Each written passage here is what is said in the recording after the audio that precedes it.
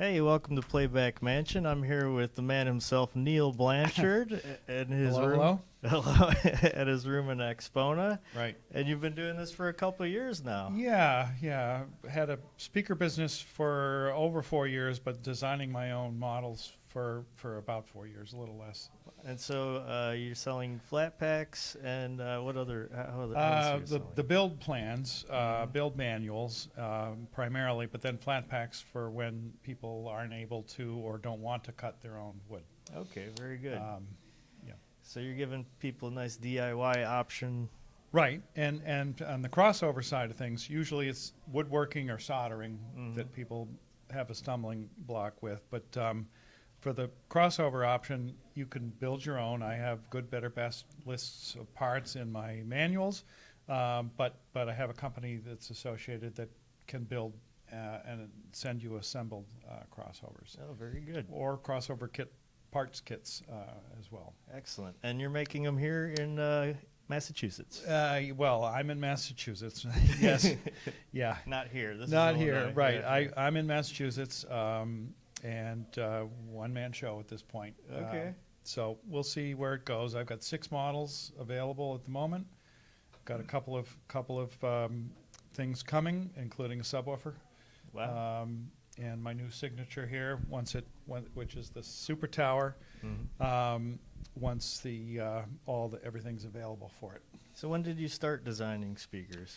Well, I about 5 years ago, actually, right after the beginning of the COVID shutdown, I actually bought a pair of speakers that were transmission line, and found out how good they were, but it was old. It was 1992 or so, and looking into it, found out what we've learned since then. We being the general The transmission line community.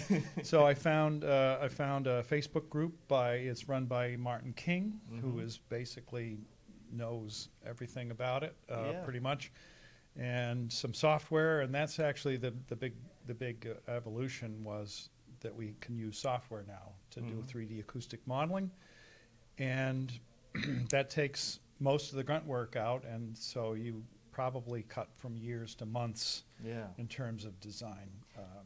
So my understanding of the transmission line is you're capturing all this extra energy off of the back of the cone, so it's pretty much through the design, instead of wasting energy in the enclosure, Right. you're able to capture a couple extra decibels of low-end output. Right, and you tune it then lower, and it tunes the driver lower by loading that mass of the air in the column. But the driver still acts with the articulation of a lighter weight material. Correct, right. Yeah, so at the higher frequencies, it's in free air almost. Yeah. So it's closer to an open baffle.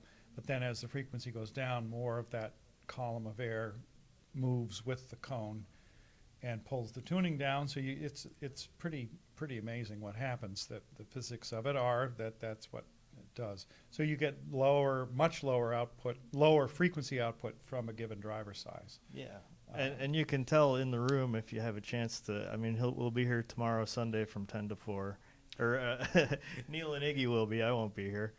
But, if you compare what he's charging for these flat packs to, like, all the other speakers that you list, I mean, nothing comes even close. So, of course, it's a DIY, so you're going to have to do stuff. Yeah, there's sweat equity. But the elegance of the design where you're just maximizing the utilization of the drivers, and you're just using simple materials, simple construction. Yeah, I should mention the Super Tower is tuned to 20 hertz.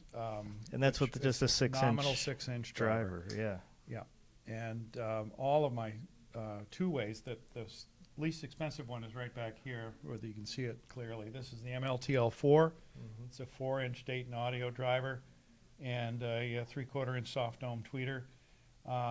You could build your own with your own wood for about $400, and with my flat pack it would be about $700. So you get and that's tuned to 30 hertz. So you get the satisfaction of having it, having built it yourself. It's going to outperform anything even close to the price. It's got the you can make it, like this is. These were built by Grandpa Joe at Gishelli Labs. He did a beautiful job. He's but gorgeous you can't job. see the dovetail cuts on the top Right, here. it's But walnut and maple and dovetailed top joints here. and a laser etched aluminum backplate and stuff like that. So you can make it your own design. Neil did all the I all have the math pictures on work my for website you. of customer builds, and it's Yeah. amazing the variety and the imagination and creativity that people have put into it.